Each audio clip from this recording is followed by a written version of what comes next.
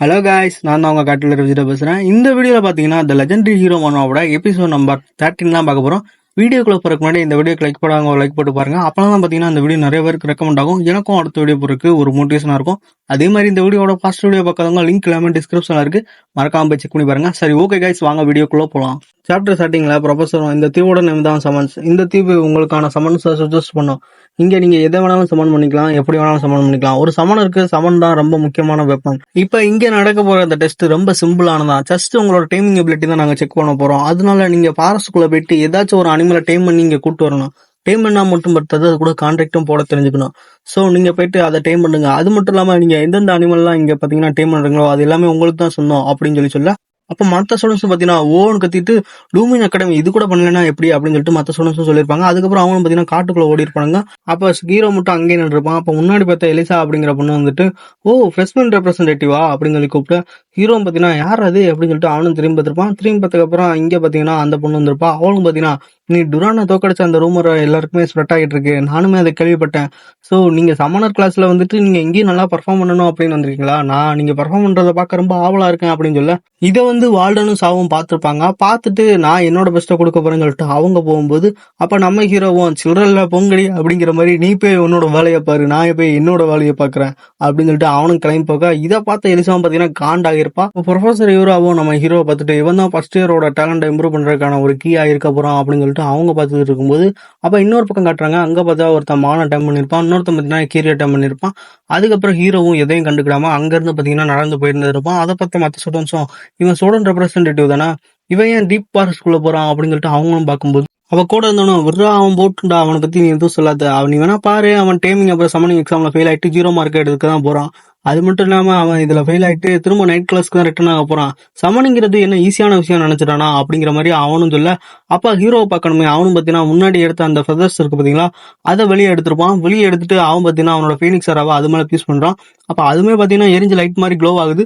அப்ப ஹீரோவும் நான் நினைச்சது சரிதான் அப்படின்னு சொல்லி பார்க்கும்போது, அப்ப இன்னொரு பிளேஸ கட்டுறாங்க. அங்க பார்த்தா யாரோ ஆம்லெட் போட்டுக்கிட்டு, லியோ நல்லா தானே இருப்பான் அப்படின்னு சொல்லி சொல்லும்போது, அப்ப லியோ நல்லா தான் இருப்பான், ஸ்கூல்ல அவனுக்கு எனக்கு ஃபர்ஸ்ட் டே தானே அப்படின்னு சொல்லிட்டு அவனோட அம்மாவும் அப்பாவும் பேசி இருந்திருப்பாங்க. நீ ரெய்னா, நீ ரொம்ப அவனை பத்தி ஒரி பண்ற, நீ அவனை பத்தி கவலைப்படாத, நீ ஃபர்ஸ்ட் டே தான், அவன் கண்டிப்பா நல்லா தான் இருப்பான்னு சொல்லிட்டு அவங்க அப்பாவும் பாத்தீங்கன்னா அவங்க அம்மாவுக்கு அப்படியே டீ கொடுத்துருப்பாரு. அப்ப ஹீரோ முன்னால ஒரு பெரிய ஃபயர் எரிஞ்சுக்கிட்டு இருக்கு. ஒரு பக்கம் ஹீரோவோட அம்மாவும் கண்டிப்பா லியோ நல்லா தான் இருப்பான் அப்படின்னு நினைக்கும் போது, இந்த பக்கம் ஹீரோவும் மூச்சு விட கூட முடியாம அந்த ஹீட்ல மாட்டிக்கிட்டு திணறி இருந்திருப்பான். இப்ப சமனிங் பத்தி சொல்றாங்க. சமனிங்ல பாத்தீங்கன்னா ஒரு 3 முக்கியமான சமனிங் இருக்குது. அதாவது மிகப்பெரிய 3 சமனிங்ல ஒன் ஆஃப் த சமனிங் தான் இந்த பீனிக்ஸ். இப்ப அப்படி சொல்லும்போது அதோட பாத்தீங்கன்னா சாப்டர் 12 முடியுது. சாப்டர் 30 ஸ்டார்டிங்ல பாத்தீங்கன்னா ஒரு குரல் கேக்குது. அந்த குரலும் பாத்தீங்கன்னா, என்ன ஜஸ்ட் ஜெரிங்கர்களோட ஒரு சாதாரண குழந்தையா, இவன் மேல ரெய்னாவோட ஃபிளேம் ஸ்மெல் வருது அப்படின்னு சொல்லிட்டு அதுவுமே பார்க்க, அப்ப நம்ம ஹீரோவும், என்ன உங்களுக்கு எங்க அம்மாவை தெரியுமா அப்படின்னு சொல்லி அவனும் கேட்டிருப்பான். அப்ப அதுக்கு அந்த ஸ்பிரிட் வந்துட்டு, ஓ ரெய்னா உங்க அம்மாவா, நான் நினைச்சது தப்பு இல்ல, கண்டிப்பா அவளுக்கு இந்த வயசுல ஒரு குழந்தை இருக்கு அப்படிங்கிறது ஒரு ஆச்சரியமான விஷயம்லாம் இல்ல, எல்லாரோட லைஃப்ல இது நார்மல் தானே. உன்னோட அம்மாவை தெரியுமான்னு கேட்டியே, கண்டிப்பா எனக்கு தெரியும், நான் ரெய்னாக்கு ரொம்பவே கடமைப்பட்டிருக்கேன் அப்படின்னு சொல்லிட்டு அந்த பீனிக்ஸ் ஸ்பிரிட்டும் பாத்தீங்கன்னா சொல்லியிருக்கோம். இதுதான் 3 மிஸ்டிக்கல் சமன்ஸ்ல ஒன் ஆஃப் த ஸ்பிரிட்னே சொல்லலாம். இதோட நேம் பாத்தீங்கன்னா பைரினா. இதுவும் பாத்தீங்கன்னா ஒரு பீனிக்ஸ் ஸ்பிரிட். இப்ப அதுவுமே என்னோட நேம் தான் பைரினா, ரெய்னா மகனே அப்படின்னு சொல்ல. ஹீரோவும் பாத்தீங்கன்னா, ஹலோ பீனிக்ஸ் பைரினா, என்னோட நேம் லியோ ப்ளோவா, உங்களுக்கும் எங்க அம்மாவுக்கும் என்ன ரிலேஷன்ஷிப், நீங்க தான் முன்னாடி ஏதோ தீர்க்க முடியாத கடன் இருக்குன்னு சொன்னீங்களே, அது என்னது அப்படின்னு சொல்லி அவனு கேட்கும்போது, அப்ப அதுவும் பாத்தீங்கன்னா, ரெய்னா என்னோட சமணரை ஒரு டைம் காப்பாத்தினா, என்னோட சமணர் எலான் லண்டா அவங்கள ஒரு டைம் உயிருக்கு ஆபத்தான நிலைமையில இருக்கும்போது உன்னோட அம்மா தான் காப்பாத்தினாங்க அப்படின்னு சொல்லி ஹீரோ அதுக்கிட்ட ஷாக் ஆயிருப்பான். அப்படியா, அந்த லெனான் லுண்டா அப்படிங்கிறது ஒரு ஹீரோ தானே அப்படின்னு சொல்லிட்டு ஹீரோவும் பார்க்க, இப்ப பைரினாவும் எலன் லுண்டா செரீனா அப்படிங்கிற பிளேஸ்ல இருக்கிற ஒரு டஞ்சனுக்குள்ள கிளியர் பண்ண போயிருப்பாங்க அந்த டஞ்சனை. ஆனா அப்படி போகும்போது அவங்க கூட வந்த காம்ரேட் எல்லாருமே இறந்து போயிட்டாங்க. அப்படி அவங்க இறந்ததுக்கு அப்புறம் அவங்களும் உயிருக்கு ஆபத்தான நிலைமையில உயிருக்கு போராடிக்கிட்டு இருக்கும்போது அப்பதான் அவனோட அம்மா வந்து எலன் லுண்டாவை காப்பாத்தினாங்க. அன்னைக்கு மட்டும் அவங்க வரலன்னா கண்டிப்பா எலன் லுண்டா செத்துருப்பா. ஆனா இருந்தாலும் அவனோட அம்மா அவங்களோட உயிரை கூட பொருட்படுத்தாம அவங்கள காப்பாத்தினாங்க. ஆனா அதுக்கு பிரைஸ் அவங்களோட ஆறாவை இழக்க வேண்டிய சுச்சுவேஷனுக்கு அவங்க போனாங்க. அன்னைக்கு மட்டும் அவங்க ஆறாவை இழக்கல அப்படின்னா கண்டிப்பா உண்மையிலேயே ஹீரோவோட லிஸ்ட்ல ரெய்னா கண்டிப்பா ஒருத்தியா இருந்திருப்பா அப்படின்னு சொல்லிட்டு ஹீரோவோட அம்மாவை பத்தி தான் நம்மளோட பைரினாவும் பத்தி சொல்லிட்டு இருந்திருக்கோம்.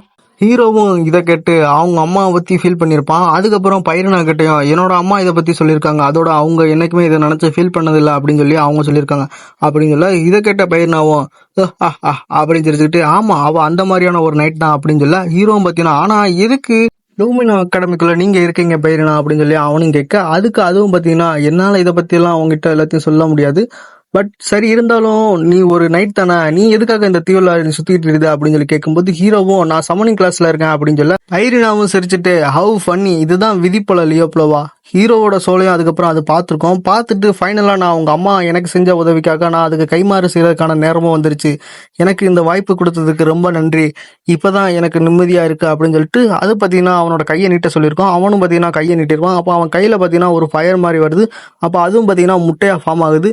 அந்த பயிர்னாவும் இதுதான் என்னோட குழந்தை, ஒரு நாள் நீ நல்ல சமணர் ஆனதுக்கப்புறம் இது கூட கான்ட்ராக்ட் போட்டு என்னோட குழந்தைய நீ நல்லா பார்த்துப்பேன்னு நம்புறேன் இல்லையோ.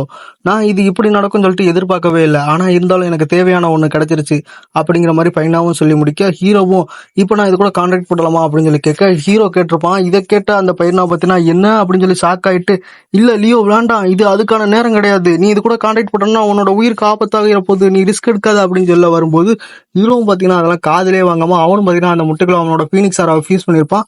அவன் ஃபீஸ் பண்ணும்போது பார்த்தீங்கன்னா பயிர்னாவும் ஓ நோ இது ரொம்ப லேட் ஆயிருச்சு, என்னால் இதை ஸ்டாப் பண்ண முடியாது.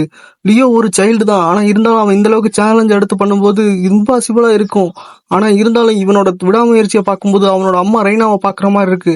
உனக்கு என்னோட பிளெஸிங்ஸ் எப்பவுமே இருக்கும் லியோ அப்படின்னு சொல்லிட்டு அதுவும் சொல்ல அதுக்கப்புறம் அவனும் பார்த்தீங்கன்னா ஆறாவை ஃபியூஸ் பண்ணிட்டே இருந்திருப்பான். அப்போ ஒரு டார்க் பிளேஸை கட்டுறாங்க. அப்போ டார்க் பிளேஸ்ல ஹீரோ பார்த்தீங்கன்னா அங்கே அந்த முட்டையில இருந்து ஃப்ளேம் இருக்கிற மாதிரி இருந்திருக்கும். அந்த முட்டையை பார்த்தீங்கன்னா அதாவது அந்த ஃப்ளேம் அவனு பார்த்தீங்கன்னா அதை தொட்டிருப்பான்.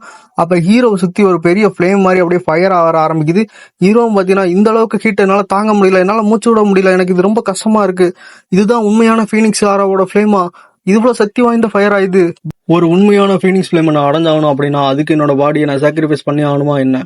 ஒவ்வொரு நாளும் என்னோட வாழ்க்கை வழி நிறைஞ்சதாக தான் இருக்கு. என்னோட வழியெல்லாம் தாங்கிக்கிட்டு ஒவ்வொரு நாளும் அடுத்தடுத்த ஸ்டெப் நான் மூவ் ஆகி போய்கிட்டே இருக்கேன்.